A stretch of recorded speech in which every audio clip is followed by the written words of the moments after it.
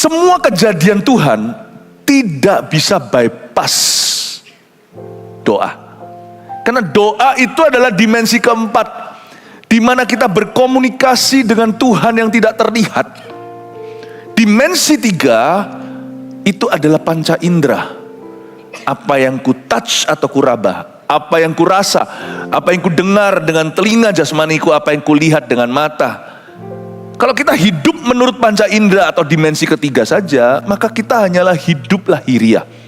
Dimensi keempat adalah tempat yang disebut sebagai alam roh. Tanpa saya harus hati-hati agar jangan ada di antara Anda yang ngeroh.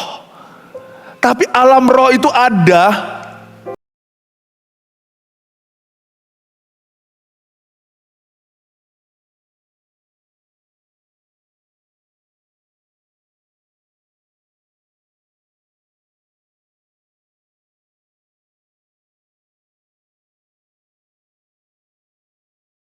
Meet you. Tiga bagian itu Lukas 22 dulu, ayat 41 cerita di Getsemani. Yesus bawa Petrus, Yohanes, Yakobus ke tempat yang biasanya mereka ke sana untuk berdoa. Kemudian yaitu Yesus menjauhkan diri dari mereka kira-kira sepelempar batu jaraknya. Lalu Yesus berlutut dan berdoa, katanya, tidak bisakah Tuhan Yesus doa di rumah? Bisa. Kenapa dia ke Getsemani? Udah di Getsemani, bawa 3 muridnya yang terdekat, dia memisahkan diri. Sejauh apa? Kira-kira sepelempar batu jaraknya. Kalau batu di tangan saya lemparkan, ya pasti jauh. Kenapa Yesus memisahkan dirinya? Karena ada kalanya Tuhan ingin kita pergi dari tempat yang biasa, karena Tuhan menyediakan sesuatu yang di luar biasanya alias luar biasa. Memang Tuhan akan menentukan tempatnya. Sepelempar batu bagi kita yang di luar Jakarta, itu keluar kota, bahkan luar pulau. Tadi saya ada cerita bagaimana jemaat kita ada yang di kapal seminggu untuk mencapai sini. Yang dari Papua, yang dari Toraja aja 2 hari. Kebaktian sebelum ini tadi saya ceritakan, saya dapat info ada satu jemaat yang naik motor, total di motor 27 jam untuk mencapai, untuk sampai ke Jakarta. Naik motor. Wow, tadi saya ketemu dengan yang dari Toraja, belasan atau puluhan. Saya tanya, perjalanan panjang gitu, ada yang sakit nggak? Enggak, Tuhan pelihara, Tuhan jaga. Ada tempat yang memang dipilih Tuhan, meskipun Tuhan itu maha hadir, tapi ada tempat-tempat di mana Tuhan mau kita ketemu sama Dia. Dan Yesus sepelempar batu jauhnya untuk bersekutu dengan Bapaknya. Ada privacy. Memang harus pergi. Kita lihat juga di 1 Raja-Raja pasal 13 ada cerita tentang seorang nabi dan seorang raja. Nabi itu adalah Elisa. Ayatnya begini, 1 Raja-Raja 13 ya. Sesudah itu berkatalah ia, ambillah anak-anak panah itu. Lalu diambilnya. Siapa yang berkata ambillah anak panah? Elisa. Ini kejadian menjelang kematiannya. Setelah diambilnya, berkatalah Elisa kepada Raja Israel tersebut, pukulkanlah itu ke tanah. Lalu dipukulkannya 3 kali, kemudian dia berhenti. Memang Elisa memberi instruksi. Itulah ada anak panah, ada tindakan profetik. Ketika Tuhan sedang ada atas sesuatu, jangan kau anggap remeh. Itu Tuhan sedang menguji hatimu dan Tuhan hendak memberkati. Lalu ketika dipukulkan 3 kali saja, maka gusarlah abdi Allah itu kepadanya serta berkata, seharusnya engkau memukul 5 atau 6 kali. Dengan berbuat demikian engkau akan memukul Aram sampai habis lenyap. Tapi sekarang hanya 3 kali saja engkau akan memukul Aram. Jangan tanggung sama Tuhan. Kalau Tuhan sediakan segini, bukan kita serakah ya, tapi kita itu haus dan lapar. Jangan puas hanya segitu. Kalau Tuhan membawamu sepelempar batu jauh, jangan berkata aku di sini aja toh sama saja. Toh Tuhan bisa memberkati aku di mana-mana. I know. Tuhan bisa memberkati kita di mana-mana, tapi bukan di mana-mana He will reveal His special presence, tidak di mana-mana. Ada kalanya memang Tuhan mau melakukan sesuatu yang di luar kebiasaan atau luar biasanya. Kalau kita itu peka, kita tahu this is God calling, maka kita tidak mau ketinggalan. Gusarlah abdi Allah itu, karena dia merasa kayak kamu gak sungguh-sungguh berharap, kamu gak sungguh-sungguh haus, kamu gak sungguh-sungguh rindu. Gak mau dipakai Tuhan itu. Dia berharap raja itu nggak setengah-setengah. Tapi raja itu 3 kali puas diri. Aduh sayang sekali Elisa, kalau bisa lus-lus dada, dia gusar hatinya, dia berkata, kamu kok cuma 3 kali? Harusnya kamu pukul 5-6 kali. Kalau sama Tuhan tuh jangan tanggung. Kalau doa tuh jangan pakailah aku secara luar biasa Tuhan. Seperti Yakub, kebaktian sebelum ini tadi saya jelaskan bagaimana dia minta diberkati sekalipun motivasinya salah. Tuhan tidak tersinggung sama doanya, Tuhan benarkan dan Tuhan berkati dia. Tuhan mendingan punya kuda yang perlu direm daripada keledai yang didorong gak mau jalan. Tidak ada yang mematikan potensi ilahi dalam dirimu kecuali kepasifan. Dan ketidakseriusan dan perasaan yang namanya perasaan average, rata-rata. Dan Tuhan melalui Nabi Allah ini sangat gusar, abdi Allah. Dia berkata, aduh, meskipun aku tidak beritahu kamu harus berapa kali, harusnya kamu tahu sendiri. Kalau hatimu itu sungguh-sungguh rindu, pasti kamu pukul berkali-kali. Wong, ini kesempatanmu dari Tuhan. Ini Kairos tidak datang 2 kali.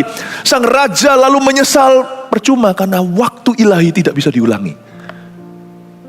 Ada 1 kali, sebuah Kairos terjadi atas seorang manula namanya Abram. Kita lihat di Kejadian pasal 15. Kejadian 15 itu ada 1 ayat 5, lalu Tuhan membawa Abram keluar serta berfirman, coba lihatlah ke langit, hitunglah bintang-bintang jika engkau dapat menghitungnya. Maka firmannya kepadanya, demikianlah banyaknya nanti keturunanmu. Lalu Tuhan membawa Abram keluar baru berfirman.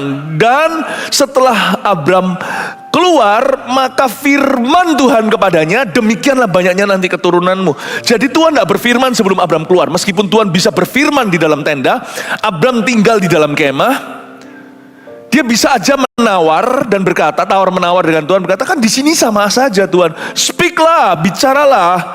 Tapi Tuhan tidak ngomong sebelum dia keluar dari zona nyamannya. Lalu Tuhan membawa Abram keluar, tidak ada tertulis Tuhan menyeret dia atau memaksa. Tuhan bersuara, dia responi. Tuhan bawa Abram keluar. Ketika Abram nurut, ketika Abram pekah, ketika Abram meresponi, karena tidak semua itu bisa diajarkan. Ada hal tertentu yang harus kau tangkap basah-basah. Ada perkara-perkara yang tidak bisa di-explain, diterangkan. Anda harus peka nangkep, wow, this is God. Kita harus tahu itu. Khususnya anak-anak muda, my heart berdebar untuk Anda. AUG, kalau perlu minta sama orang tuanya.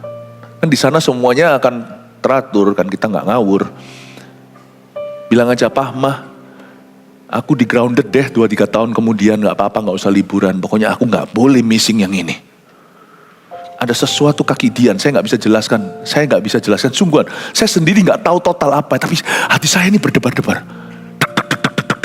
Bukan nervous, tapi excited. I don't know how to explain to you. Tapi Abram dibawa keluar, baru Tuhan berfirman. Tuhan bilang, coba kamu lihat, hitunglah bintang-bintang. Sebelum Abram keluar, Tuhan tidak memberikan visi hidupnya yang besar. Tuhan bicara kepada Abram dan mengubah namanya dari Abram jadi Abraham. Bapak banyak bangsa, itu setelah ayat ini. Kalau Abram berkata, di sini sami mawon, di sini sama saja, di sini juga bisa, Tuhan Maha Hadir. Kau bisa berfirman di sini atau di sana, I know. Tapi kalau Tuhan yang invite kita, saya rasa itu non negosiasi. Pasti ada kasih karunia yang tidak terulang lagi. Itu dia.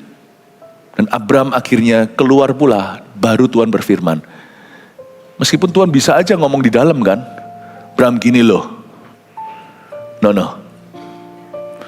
Tuhan tetap yang menentukan waktu dan tempat. Saya merasa ini seperti tiang api, tiang awan.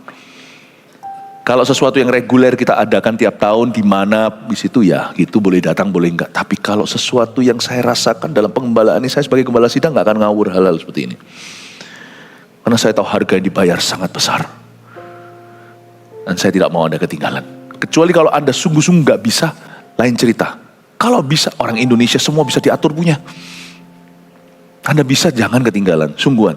Oke, udah gitu. Tapi gini ya, saya tidak mau membuat orang yang gak bisa pergi merasa guilty gimana, yang enggak. Karena ada sungguhan orang-orang yang berhalangan. Loh, bener-bener gak bisa apa boleh buat. Saya ngerti, makanya itu mengetahui ini, menyadari ini, saya terbeban untuk mereka yang tertinggal.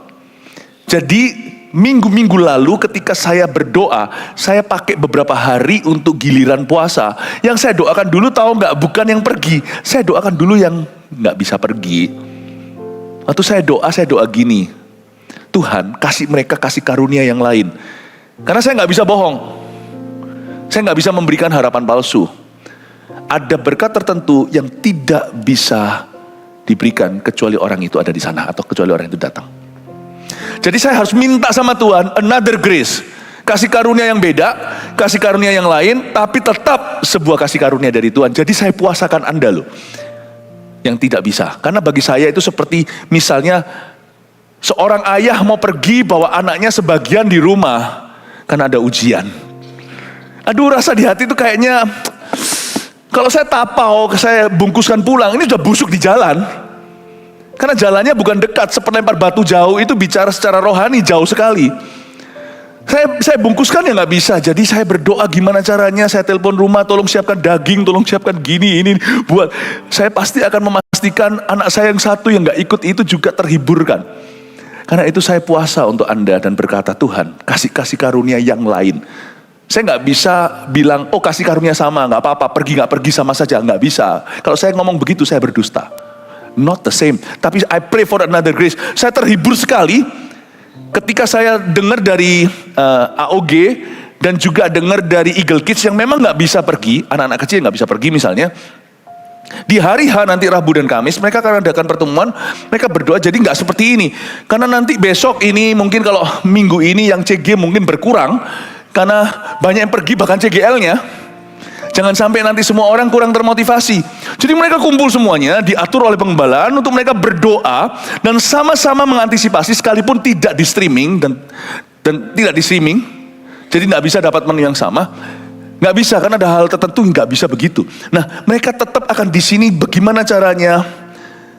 Mereka berdoa bersama-sama haus supaya Tuhan, Kau tahu kami tidak salah, Kau tahu kami bukannya nggak mau tapi nggak bisa, supaya Tuhan tetap memberi mereka sebuah kasih karunia yang lain. Mereka akan menanti-nantikan Tuhan. Saya terharu dengan itu. Saya baru tahu tadi sore. Makanya saya nggak ngerti kenapa kok saya digerakkan untuk puasa. Kak Popo memberikan satu hikmat yang luar biasa. Dari 70 penatua, tua-tua yang dipindahkan roh sebagian roh Musa, mereka 68 kepenuhan. 2 orang ternyata ketinggalan di kemah, nggak bisa datang. Tetap dihinggapi oleh Roh Kudus. Tapi tentunya pengalamannya beda, tetapi dihinggapi pula. Saya dapat terhibur. Jadi kalau Anda tidak bisa pergi, please understand my heart goes to you. Ya, tapi my fisik nanti akan ke sana. Jadi saya mau beritahu pada yang pergi, sepelempar batu jauh, ada orang sampai jual motornya untuk ke sini. Saya baru diberitahu sama gembalanya. Untuk nanti pergi ke. Saya nggak akan main-main dengan seperti ini. Saya anggap sangat serius. Saya anggap sangat-sangat serius setiap orang-orang besar, kecil, tua, muda yang bayar harga untuk ke sana. Alasannya cuma sederhana, I don't want to miss God. Saya terharu nggak dengar gitu. Saya tidak mau kehilangan kesempatan untuk mengalami Tuhan. Loh, bisa kan di bawah tenda? Bisa, tapi ada hal tertentu saya nggak bisa jelaskan. Nangkep lah pokoknya ya. Amin Bapak Ibu. Coba karena itu katakan kanan kirinya, nice to meet you. Semoga ketemu di Nice ya. Kita saksikan dulu video yang satu ini. Video ini tentang konferensi-konferensi kita sebelumnya menuju ke hari H Super Conference. Kita saksikan supaya kita semakin mengantisipasi apa yang Tuhan hendak kerjakan di tengah-tengah kita. Silakan. Kami siap datang. We are excited to receive the impartation. Seharian ini judul besarnya adalah The Fourth Dimension of Prayer. Saya mengajar tentang dimensi doa. Ketinggalan salah satu, tolong kejar ya minggu ini. Ada 5 kali ibadah, masing-masing menunya sebagai berikut. Itu dia tadi. Dan masing-masing ini adalah elemen yang saling melengkapi untuk kehidupan doa kita. Mempersiapkan apa yang Tuhan sediakan di masa depan. Masuklah kita ke ibadah terakhir dengan judul tiba-tiba rohnya diliputi kuasa ilahi. Mari kita buka sama-sama di Kisah Para Rasul. Pasal yang ke-10 ayat 9 sampai 12 bunyinya. Keesokan harinya ketika ketiga orang itu berada dalam perjalanan dan sudah dekat kota Yope, kira-kira pukul 12 tengah hari, naiklah Petrus ke atas rumah untuk berdoa. Ia merasa lapar dan ingin makan, tetapi sementara makanan disediakan, tiba-tiba rohnya diliputi kuasa ilahi. Tampak olehnya langit terbuka dan turunlah suatu benda berbentuk kain lebar yang bergantung pada keempat sudutnya yang diturunkan ke tanah. Di dalamnya terdapat pelbagai jenis binatang berkaki 4, binatang menjalar dan burung. Kita semua tahu cerita ini tentang Cornelius, orang pertama dari bangsa non-Yahudi yang terima Yesus lewat penginjilan para rasul dan penuh Roh Kudus. Tapi tidak ada kejadian Tuhan yang tidak dimulai dengan doa dulu.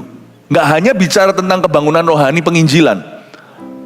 Apapun perkara Tuhan di dalam kehidupanmu, kalau itu perkara bagus, itu bukan karena tangganya bagus. Itu bukan karena rumahnya mengarah yang menurut ramalan tepat. Semua kejadian Tuhan tidak bisa bypass doa. Karena doa itu adalah dimensi keempat, di mana kita berkomunikasi dengan Tuhan yang tidak terlihat. Dimensi 3 itu adalah panca indera. Apa yang ku touch atau ku raba, apa yang ku rasa, apa yang ku dengar dengan telinga jasmaniku, apa yang ku lihat dengan mata. Kalau kita hidup menurut panca indera atau dimensi ketiga saja, maka kita hanyalah hidup lahiriah. Dimensi keempat adalah tempat yang disebut sebagai alam roh. Tanpa saya harus hati-hati agar jangan ada di antara Anda yang ngeroh. Tapi alam roh itu ada, dimensi di mana peperangan rohani tiap hari terjadi dan kadang lebih intensif. Intensitasnya lebih di saat-saat Allah hendak mengerjakan sesuatu atau dikala setan mau berbuat sesuatu. Di sebuah negara, sebuah kota, atau di dalam hidup manusia. Disitulah alam roh itulah iblis buat porak-poranda. Tidak ada kejadian setan, kejadian di dunia ini yang sifatnya kutukan, sifatnya itu destruktif yang benar-benar menghancurkan, meruntuhkan itu kalau bukan karena di alam roh terjadi kekacauan dulu. Itu sungguh. Saya punya seorang teman yang rumahnya baik-baik, sampai tiba-tiba dia itu pergi ke orang pintar. Dia buka pintu untuk hidupnya. Mulai hari itu kacau balau, padahal orang Kristen. Dia sudah gak bisa konsentrasi mendengar firman. Tiap kali dia dengar khotbah langsung mengantuk. Lalu pernikahannya mulai geger terus, gak ada apa-apa, geger segala sesuatu yang kecil jadi besar. Dan mulai dikira dia mau dapatkan yang namanya rezeki lewat pesugihan, malah justru gak keruan. Turun-temurun, benar-benar diporak-porandakan setan. Tidak ada sesuatu yang sifatnya hellish, sesuatu yang sifatnya kayak neraka di atas muka bumi terjadi tanpa terlebih dahulu alam roh ternganga terbuka dari setan dalam hidupmu. So peperangan kita bukan melawan darah dan daging, so it's very clear kan. Tapi melawan roh-roh jahat. Bukan roh-roh jahat yang biasa-biasa itu, penghulu-penghulu juga, pemerintah-pemerintah di udara, kuasa gelap. Tapi juga tidak ada perkara Tuhan yang boleh terjadi tanpa doa. Anda baca, lihat, tidak ada sesuatu. Bukan apa, karena kita itu masih hidup di bawah kolong matahari ini. Kita masih hidup di bawah langit-langit yang kotor penuh dengan roh jahat. Kita itu diselamatkan oleh Tuhan, kita ditebus oleh darah Yesus. Kita ini sekarang statusnya udah beda. Kita ini born again Christian, kita ini orang Kristen yang lahir baru. But there is war. Makanya jangan heran kalau beberapa orang di sini merasa hidupku kok serasa perang ya tiap hari. Karena memang perang. Memang perang, bukan perang US Iran. Perang semua. Dan yang terjadi secara global ini benar-benar semuanya ini roh jahat bekerja. Anda mau lihat sebuah kota, mau transformasi kota itu, tambah penjara juga percuma. Paling banyak tahanan. Tahanan free makan. Nggak bisa kota itu mengalami transformasi jikalau tidak ada mercusuar gereja yang very powerful in prayer dan penginjilan. Nothing will happen. Nothing will change. Kadang-kadang kita nggak usah lihat kira-kira setan kayak apa. Baca aja berita. Apa yang dilakukan di lorong-lorong dunia. Evil exists. Bagaimana kita bisa merampas jarahannya kalau kita tidak ikat dulu orang kuat. Nah di dimensi keempat ini banyak orang Kristen lemah. Dia nggak ngerti kuasa doa. Dia nggak paham bahwa di office-nya itu kuasa-kuasa gelap bekerja. Lalu nanti kalau sudah kena batunya baru berkata, kayaknya aku kena santet atau guna-guna. Lah pertanyaannya, lo kok kena? Aku dikutuki, dikirimi, pasti kena? Nggak tentu. Setan gak bisa mendarat kalau kau tidak buka celah. Mau kutuk kayak mau apa. Kita gak paham, kita gak ngerti. Kita ini orang Kristen tapi kita lugu. Kita gak ngerti memperlengkapi diri sendiri dengan persenjataan Allah. Sebab peperangan kita bukan melawan darah dan daging. Kenakan seluruh perlengkapan senjata Allah supaya kamu dapat bertahan melawan musuh. Kita gak ngerti pentingnya doa. Doa bagi kita itu hanyalah kalau butuh. Kita tidak membangun kehidupan doa yang solid. Dan kita juga kurang peka ketika Tuhan sedang gerakkan kita. Kita lamban, kita lelet, kita lemot. Kita kira Tuhan itu harus jalan di fase kita. Dimensi ketiga berkuasa bukan dimensi keempat. Dan ketika Tuhan berbicara, kita biasanya tidak responi. Disinilah kita itu kecolongan berkali-kali.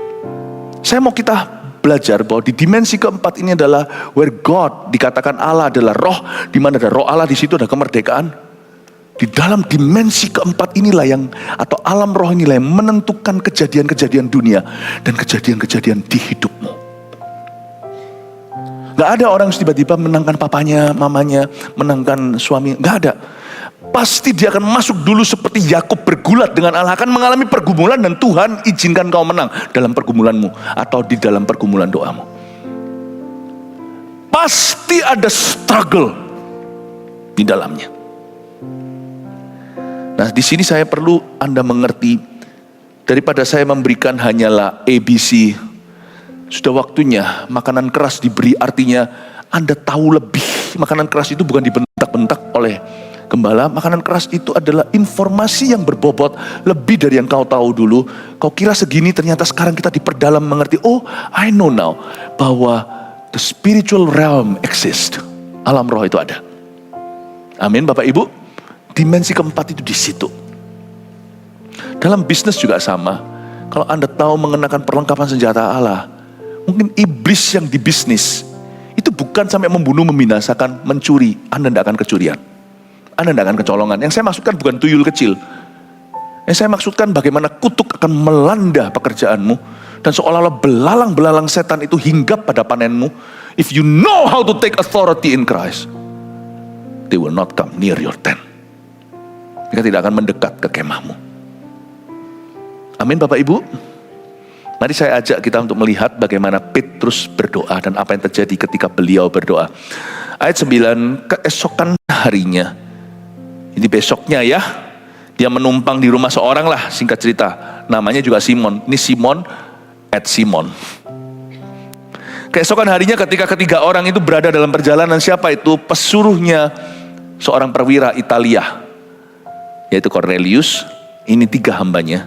Mereka dalam perjalanan OTW ke Yope, sudah dekat ke kota itu, kira-kira pukul 12 tengah hari. Naiklah Petrus ke atas rumah untuk berdoa. Nah, pertanyaan saya waktu baca ayat ini, apakah itu jam fix, jam tetap Petrus berdoa, atau itu adalah gerakan Tuhan secara mendadak? Saya nggak tahu. Saya sih nggak yakin kalau itu adalah jam pertamanya dia berdoa. Karena Petrus nggak mungkin tunggu jam 12 baru sembahyang. Karena dia itu hamba Tuhan apalagi. Seorang hamba Tuhan jam 12 baru doa, menurut saya agak telat. Jemaatnya jam 9-10 udah digebukin setan. Mungkin kami ini bukan yang paling pagi bangun, tapi every pastor harus jadi early person. Karena hari itu dimulai pagi. Dan orang melek itu sudah punya pikiran dosa atau Tuhan. Tidur mungkin sisa doa kemarin masih bisa melindungi. Bukankah kita diajari untuk saling mengcovering? Bangun tidur itu apakah Anda langsung ke Tuhan atau lari ke yang lainnya? Jemaat punya pilihan, I know. Tapi seorang hamba Tuhan harus berjaga atas jiwanya. Pernahkah Anda pernah nggak ngerasa gini? Anda nggak doa hari itu kok ngerasa nggak enak gitu? Itu bukan hanya karena Tuhan mengejarmu, itu karena Pastor Hio mendoakanmu. Jadi kalau Anda rasa nggak enak gitu, nggak doa, nggak apa, itu jangan salahkan saya. Itu Pastor Hio yang ketuk pintumu pagi-pagi, Tuhan lawat jemaat. Ya, jadi sekarang Anda tahu siapa yang harus Anda salahkan.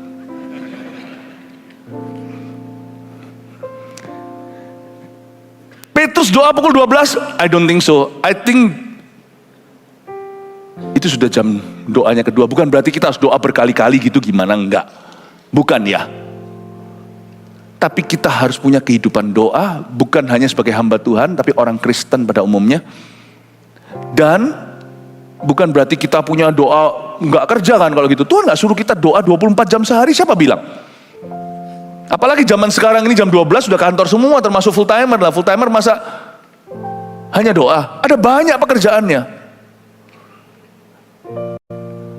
Tapi saya yakin Petrus ini bukan berdoa yang pertama kali hari itu. Naiklah Petrus ke atas rumah untuk berdoa. Bisa jadi A, itu jam tetapnya, dia doa lagi, dia punya disiplin yang tinggi.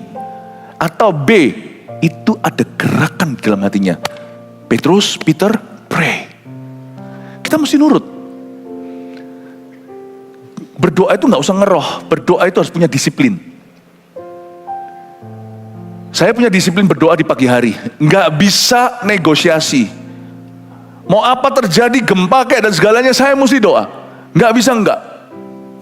Jamnya tet. Itu saya selalu melek. Meskipun mungkin saya melekan malamnya. Jam itu tet. Sebelum wakernya lah. 5 menit atau 3 menit sebelumnya itu saya selalu matikan waker. Bukan waker yang bangunin saya. Tet. Seperti ada alarm di dalam pray. Corong saya itu di hati yang menyerukan doa. Jadi mulai doa. Baca firman, dapat janji Tuhan. Sekaligus merenungkan perintahnya supaya jangan janji doang. Perintah Tuhan sama pentingnya. Janji-janji Tuhan, kita langgar perintah Tuhan, bocor semua tuh janji. Gak sampai digenapi, sudah kita berlumuran dosa. Sudah digagalkan oleh setan. Tapi jangan perintah-perintah aja. Saya juga terima janji, karena janji itu yang menguatkan. Bukan hanya terima untuk saya, tapi terima untuk jemaat. Anda juga bukan hanya terima untuk Anda loh kalau berdoa. Anda berdoa, kalau Anda seorang papa, otomatis di bawah perjanjian Allah denganmu, itu langsung istri dan anakmu. Kalau Anda mama, maka suamimu juga kena. Karena Anda teman sewaris kehidupan, apalagi anak. Kalau Anda anak, orang tuamu kena. Orang tuamu akan pengaruh. Kita itu gak hanya terima janji for me, janji untuk orang lain juga. Makanya doa itu pintu Bapak Ibu. Doa itu pintunya alam roh Tuhan. Where the Spirit of God is, di mana roh Allah ada, di situ kemerdekaan. Doa itu adalah dimensi keempat, adalah alam rohani. Serahkan itu dalam doa itu membuat alam itu kelok untuk Tuhan. Terkunci hanya untuk yang kita cinta, yaitu juru selamat kita. Dan ternyata saya ngerti ketika Tuhan bilang sama Petrus, di atas batu karang ini aku mendirikan jemaatku. Gerbang maut tidak menguasainya. Karena siapa yang pegang kunci? Karena yang pegang kunci adalah you, yaitu kamu Petrus. Kunci gereja itu salah satunya adalah doa. Gereja di sini bukan hanya gereja secara korporat, tapi gereja secara individu, yaitu orang Kristen di dalam gereja itu. Dan kalau kamu pakai kunci ini, kira-kira begitu, kalau engkau memakai kunci ini, maka gerbang maut tidak berkuasa di dimensi 4 itu. Gak punya power over you. Kau akan kalahkan si jahat langsung di sumbernya. Jangan kita tuh panik kalau menghadapi si jahat, kalau sudah di level manifestasi, itu agak telat, itu gejala. Kita kalahkan tiap hari di sumbernya. Saya lakukan itu tiap pagi, kayak kalahkan di sumbernya. Itu pun hidup masih penuh dengan pergumulan up and down loh. Tapi up and down-ku dalam penyertaan.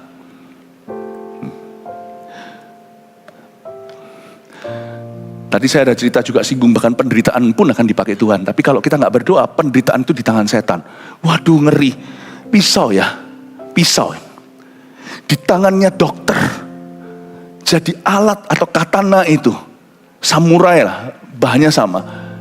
Itu nge-slice hidup orang itu untuk memberi dia kehidupan. Ambil kankernya, dan sebagainya. Usus buntu, dibuat gak buntu lagi. Tapi katana atau pisau yang lancip itu, atau mungkin seperti silet begitu, di tangan seorang perampok, bahaya. Penderitaan di tangan Tuhan dan di tangan setan itu dua hasil beda.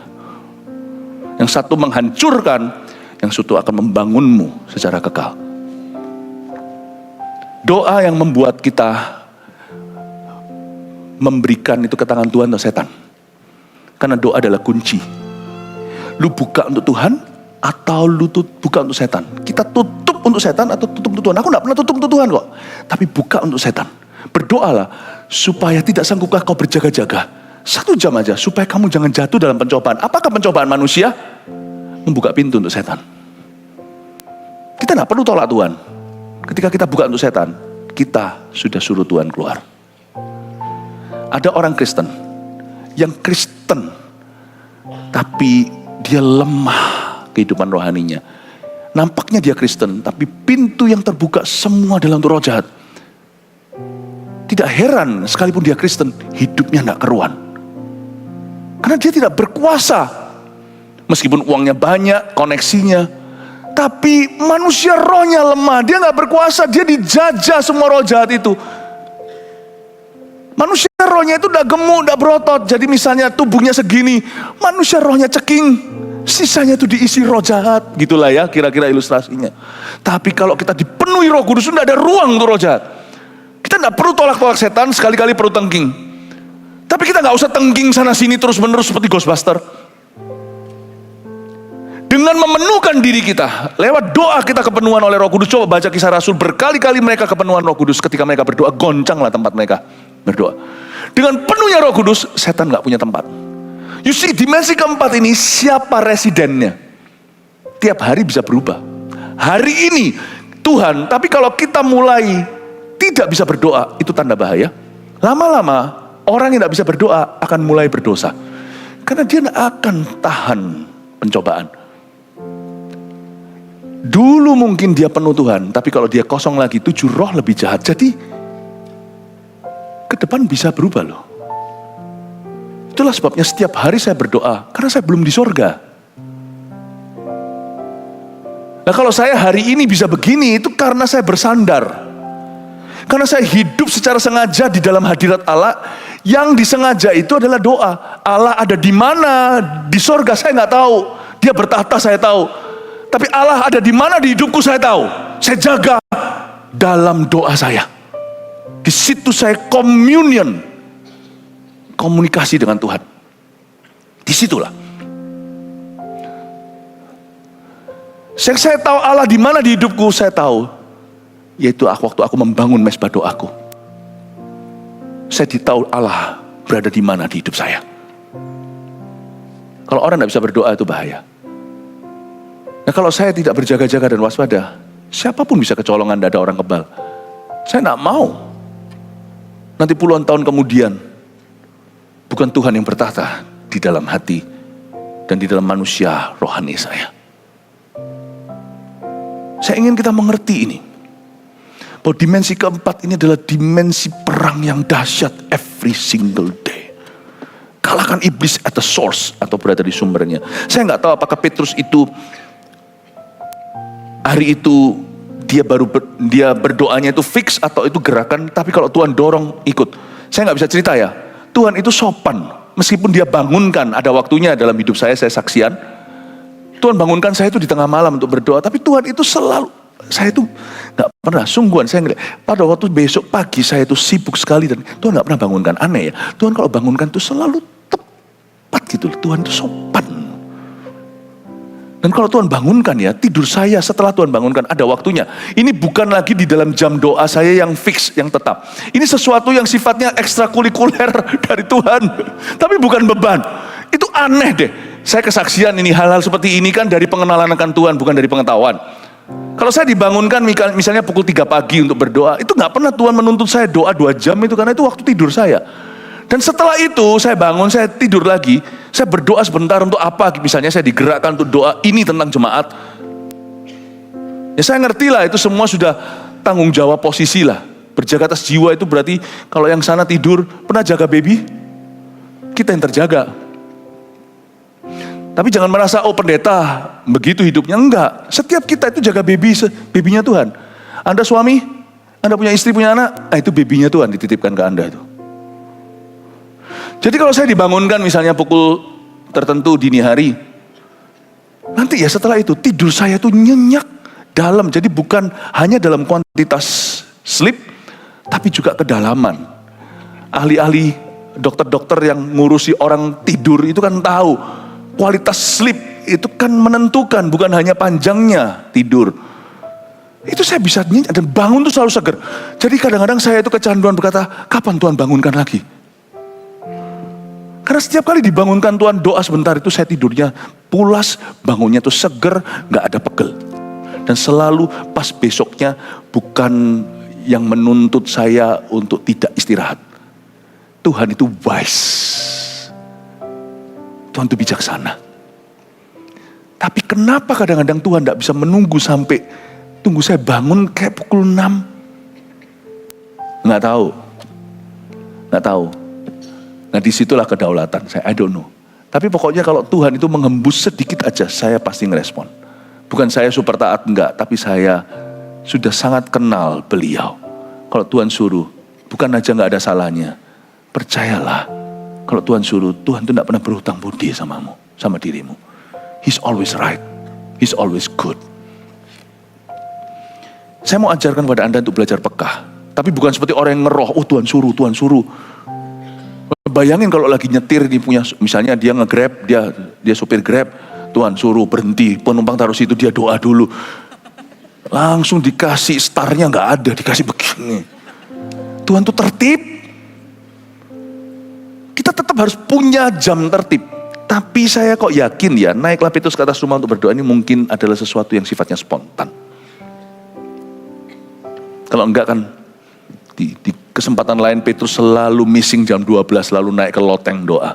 Ia merasa lapar dan ingin makan ayat 10, tapi sementara makanan disediakan tiba-tiba rohnya diliputi kuasa ilahi.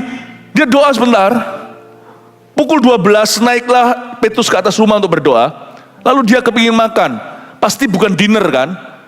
Enggak lebih lah dari jam 2 lah. Dia turun mau makan. Pas mau makan, makanan lagi disediakan. Petrus kan punya istri. Tiba-tiba rohnya diliputi kuasa ilahi. Yang pasti ya, orang itu setelah berdoa. Kalau orang makan setelah makan langsung kenyang. Bahayanya kalau siang-siang kita makan terlalu kenyang, ada yang namanya food coma. Apalagi kalau makanannya yang bukan bergizi, kita makan semuanya, gula naik ke kepala. Efek samping makan berat, ya. Di jam kantor misalnya membuat kita mengantuk. Tapi tahu nggak, efek sampingnya orang doa itu rohnya jadi peka. Itu efek sampingnya. Saya rasa efek samping itu bagus sekali. Setelah berdoa, roh kita jadi peka terhadap pewahyuan ilahi. It's true. Orang yang berdoa mungkin nggak dapat apa-apa langsung dari doanya, mungkin nggak dapat apa-apa nanti juga. Tapi yang berdoa itu langsung dirinya jadi peka terhadap pewahyuan ilahi yang gak tentu diberitahukan atau diberikan saat dia berdoa. Tapi setelah dia berdoa, awasi ini.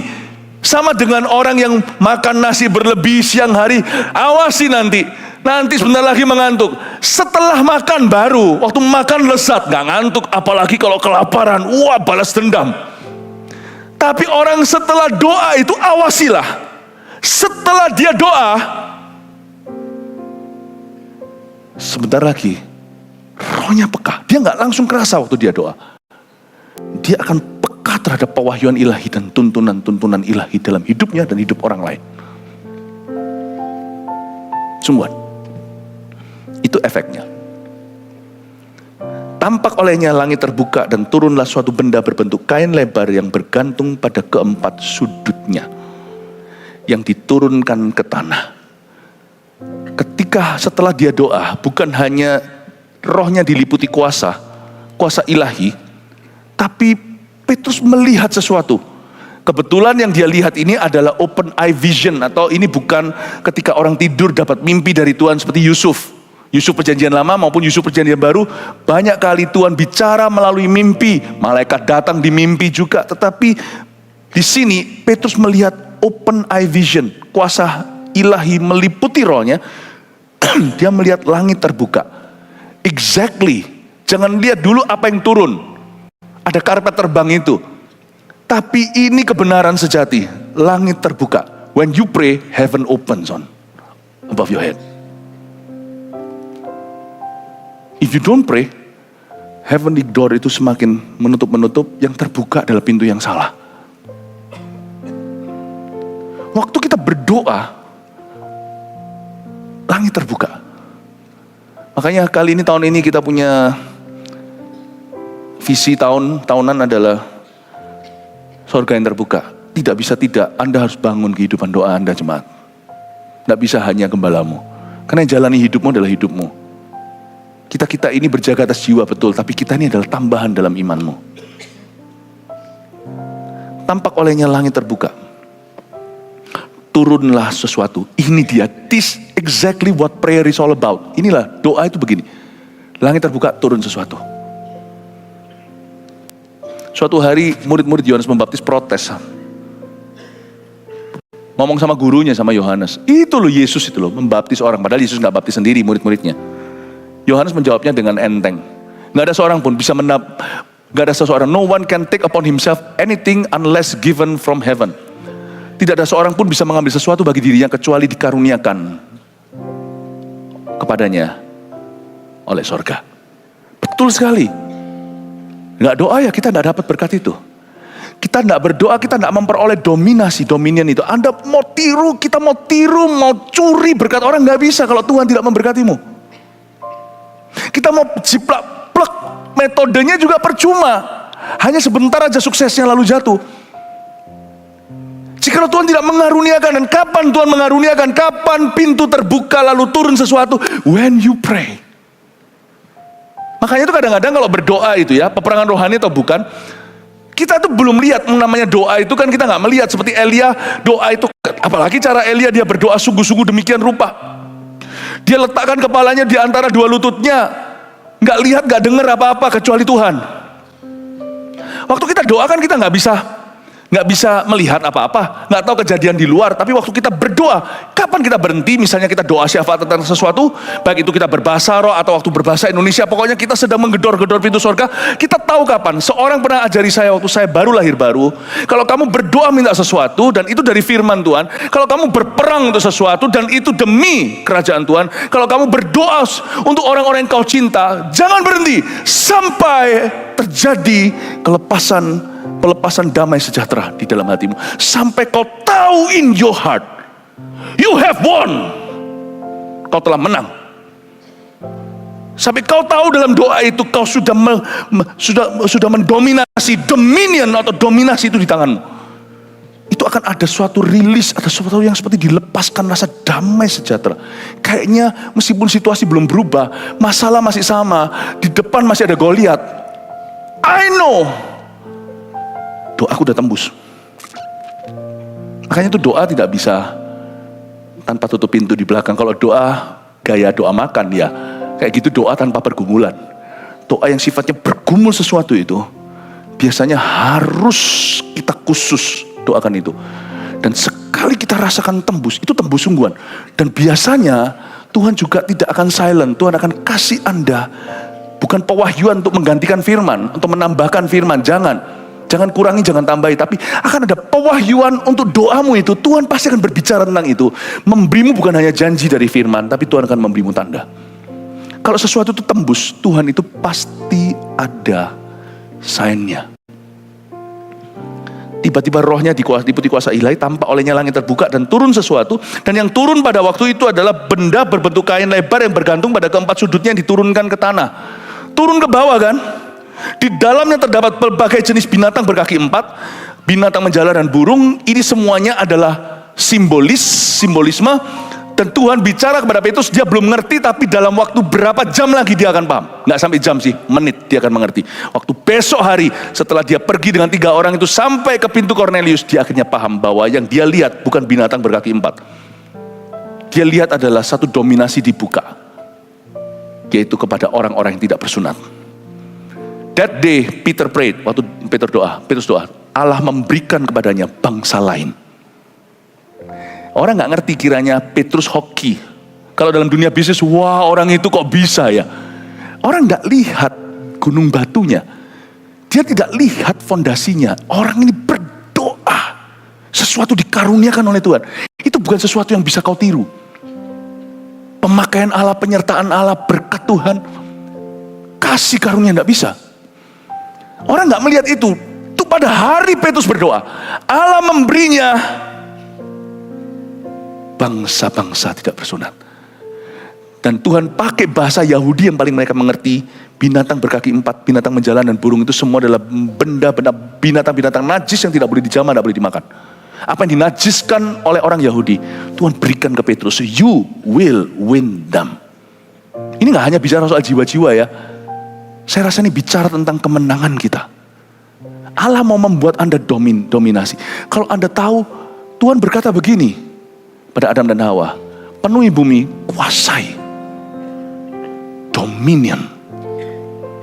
Tanah perjanjian juga sama. Hari ini mungkin bukan tanah, bukan apa, tapi ada berkat yang ditahan karena kita tidak memakai kunci doa. Kita gagal di dimensi keempat, di alam rohani kita tidak otak-atik.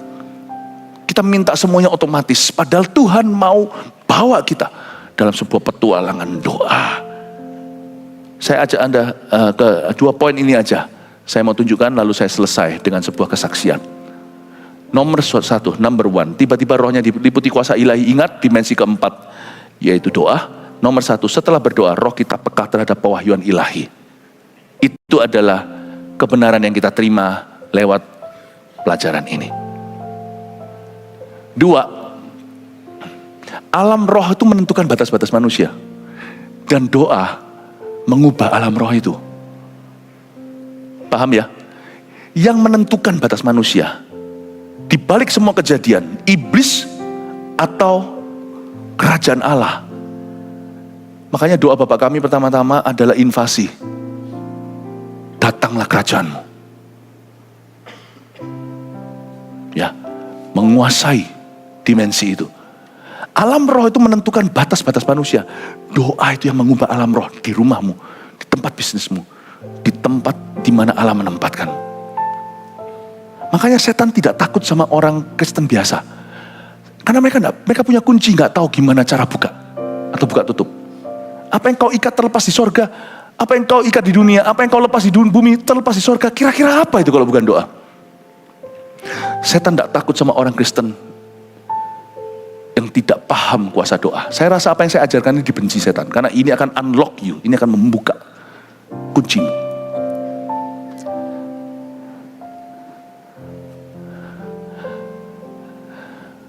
Setan hanya takut orang-orang Kristen yang tahu bagaimana menggunakan weaponnya, senjatanya. Alam roh itu menentukan batas-batas manusia. Doa yang mengubah alam roh itu. Dengan ini saya kesaksian dulu. Atau tahun 2003. Saya sudah fokus di Surabaya, tidak terlalu aktif di Ungaran, Jawa Tengah. Lucu ceritanya, saya ngalami banyak peperangan rohani yang mungkin Anda tidak duga. Cuman saya nggak mau cerita detailnya karena saya tidak mau menciptakan kesan horor.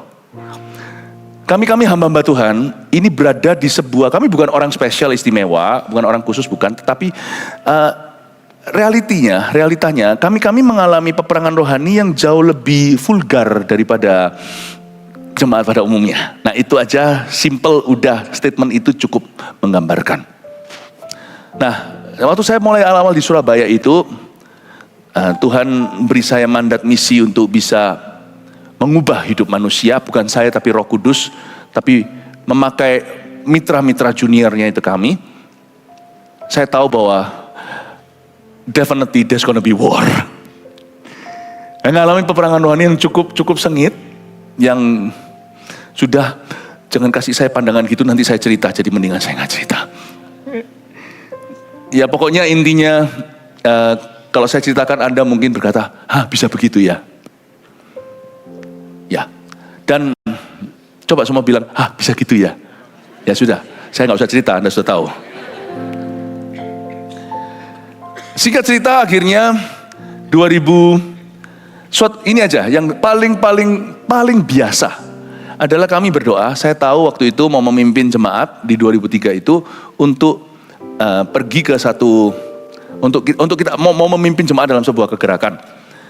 Lalu saya ajak doa malam itu dengan beberapa full timer, sedikit full timernya waktu itu. Kita berdoa sama-sama di rumah saya.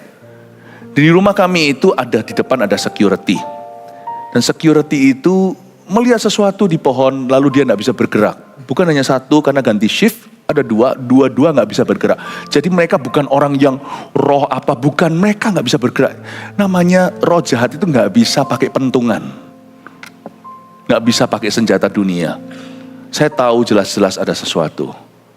Ya, kita berdoa, kita nggak berhenti. Tentunya kita nggak berdoa sampai mati. Karena besok harus kerja. Jadi kita berdoa sungguh-sungguh bukan sampai mati, tapi sampai kita tahu bahwa kita sudah menang dalam doa. Seperti Yakub gelut sama Tuhan. Satu titik kan Tuhan berkata kamu menang. Harus ada titik di mana doa itu berhenti dalam victory. Saya nggak bisa jelaskan, Anda mesti coba. Tapi kalau doanya basa-basi, ya Tuhan kayak doa makan. Atau doanya sambil disambi dengan apa, ya nggak bisa. Kalau Anda betul-betul mau lihat breakthrough in your life, take it to prayer. Take it to prayer. Anda sudah berusaha, aku sudah berusaha, nggak bisa. Take it to prayer. Nggak langsung instan. Hari ini saya ajarkan semua elemennya. Kadang-kadang doa tidak menghasilkan, tetapi doa itu mengubah bukan hanya paradigmamu, tapi mengubah status rohani, mengubah identitasmu di alam roh itu. Itu sendiri patut untuk Anda pertimbangkan. Doa itu penting. Ya. Akhirnya saya doa, benar-benar. Sudah, saya berkata kita memuji Tuhan, akhiri dengan syukur. Karena Alkitab berkata, naikkan permohonanmu, jangan lupa dialaskan dengan syukur. Mari, selesai, bye-bye. Doakan dulu itu security-nya, mereka ketakutan. Dalam nama Yesus, selesai. Saya paling suka kalau doa sebelum tidur, meskipun doa saya pagi hari, tapi kalau doa sebelum tidur itu enak. Karena kalau pintu ternganga dari Tuhan, tidurnya itu mimpi indah. Kecuali kalau buka celah lah, ada dosa segalanya, jangan salahkan kalau ditindih sama setan. Kita aja yang gak hidup dalam dosa aja kadang-kadang diserang kok. Tapi kita tahu bahwa kita itu diselubungi oleh Tuhan. Oke, singkat cerita saya tidur. Saya melihat sebuah gedung.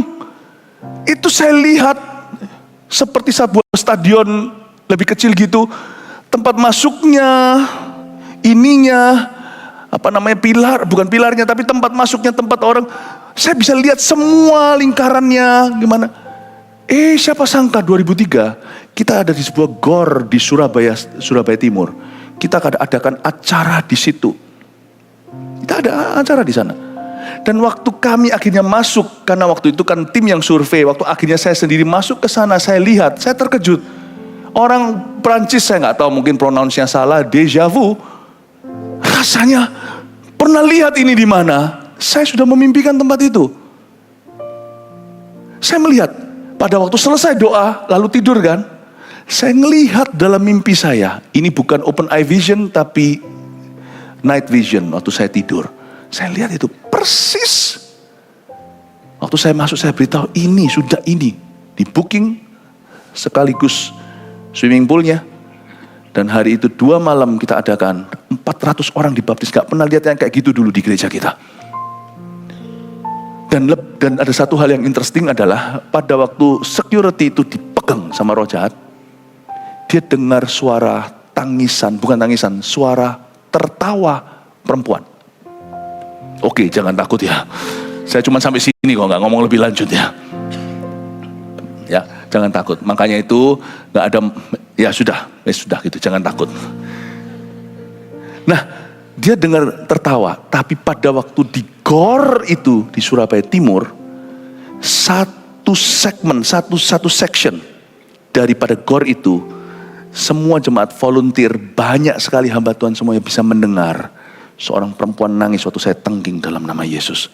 400 orang bertobat, bukan bertobat, dibaptis. Yang bertobat banyak. Ada orang tuli disembuhkan, langsung pergi ke swimming pool itu. 400 orang dibaptis itu ada merpati yang terus kitari gini sampai orang terakhir itu pakai swimming pool olahraga di sebelah stadion itu. You see, ini kebangunan rohani skalar seperti gereja. Apapun juga, kalau gereja aja tidak bisa langsung rampas jarahan setan, kecuali kita doa. Ikuti teladan gereja. Dalam hidupmu juga pastikan Anda exercise pakai kuasa doa itu untuk melawan si jahat. Dan waktu saya dapat mimpi itu, saya lihat gedung itu, saya tahu nothing you can do to stop us. Karena in the spirit, di dalam alam roh dimensi keempat, kita sudah dapat. Apa yang sudah kau dapat tidak bisa ditarik kembali. Di alam itulah ada kata-kata firman yang keluar dari mulut Allah, tidak akan kembali sia-sia. Itu bukan logos, itu rema. Firman yang keluar dari mulutku tidak sia-sia, itu rema. Sesuatu yang sudah kau dapatkan sebagai janji Tuhan, dalam doa sudah kau dominasi dalam namanya. Apa yang sudah dilepaskan akan terlepas di sorga. Tidak mungkin Anda tidak dapat. Pahami ini bukan sebagai sebuah teori, sebagai sebuah rumus, tapi saya ingin menunjukkan pada Anda bahwa doa itu penuh dengan kuasa. Pastikan Anda bangun hidup doa Anda mulai sekarang sampai Tuhan datang. God bless you. Mari kita bangkit berdiri. Umat yang dikasihi Tuhan, angkat kedua tanganmu, terimalah berkat dari Allah Bapa, kasih karunia dari Tuhan Yesus, pengurapan persekutuan yang intim dengan Roh Kudus menyertaimu dari sekarang Super Conference dan sampai kita semua kembali. Urapan Tuhan menyertai kita semua dari sekarang sampai Maranatha. Dalam nama Yesus. Amin.